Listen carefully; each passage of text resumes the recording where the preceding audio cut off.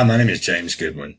By the end of this speech, I hope that you agree with me that we need new legislation to limit new construction of toll roads in the state of Texas. Now, every time I go to the mail and I see one of these, I know that my bank account is $40 lighter. Driving to work, I use the toll roads, and I was accruing about $80 to $120 per month. And I understand that I have other options or routes, but it's just not efficient. It's not feasible, especially if you value your time. I have a visual aid here. Let me get it pulled up. Not that one. This one. This is the system map, courtesy of NTTA.org. And according to NTTA.org, they operate about 980 miles of toll roads in the Dallas-Fort Worth area. Everything here in blue are current toll roads, and this is mainly Dallas County. Tarrant County's not near as bad for toll roads as Dallas County is. You know, we have Chisholm Trail Parkway, but there's some green over here for the new proposed toll road for 170, pretty close to where I live, in Roanoke. My point is, we work and pay taxes. Now, where's that tax money going? According to the state comptroller of Texas, approximately 30 cents for every gallon of gas or diesel that we buy is used for road tax. I have another visual aid here that, let me just get it pulled up. This is courtesy of the state comptroller of Texas, or statecomptroller.gov. Going to taxes, motor fuel tax. This is for the current fiscal year. We have paid $462 million in gas, and in diesel, $159. So basically that's $620 million this fiscal year alone that we have paid in fuel tax.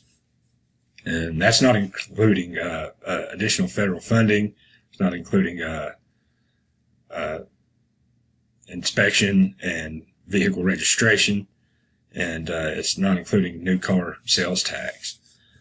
According to Centra,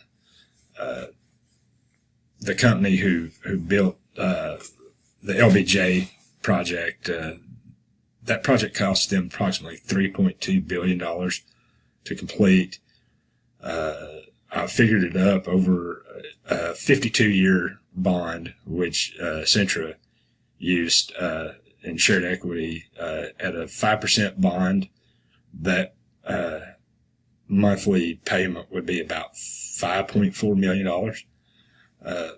I don't understand why our tax can't go to fund that. It's affordable, obviously, just on gas tax. Moving on to my third point. People in lower income areas could be very negatively affected by toll roads. In Dallas County, on average, the further south you go in Dallas County, the lower the average household income is. And I do have another visual aid here. So if somebody in South Dallas or Oakline is driving from I-35 in Oakline to US 380, that's going to be $8.16 each way. That's $16.32 round trip every day. And on a 20-day on a 20-day work month, that is going to add up to $326.40 per month in tolls alone. No matter what you make, that's a pretty good chunk. I know that's an extreme case, all the way from South Dallas all the way up to 380, but you get my point. I hope that you can see where I'm coming from on this. I hope you agree with me.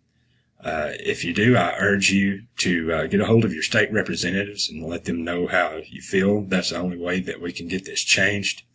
I appreciate your time, and thanks for listening.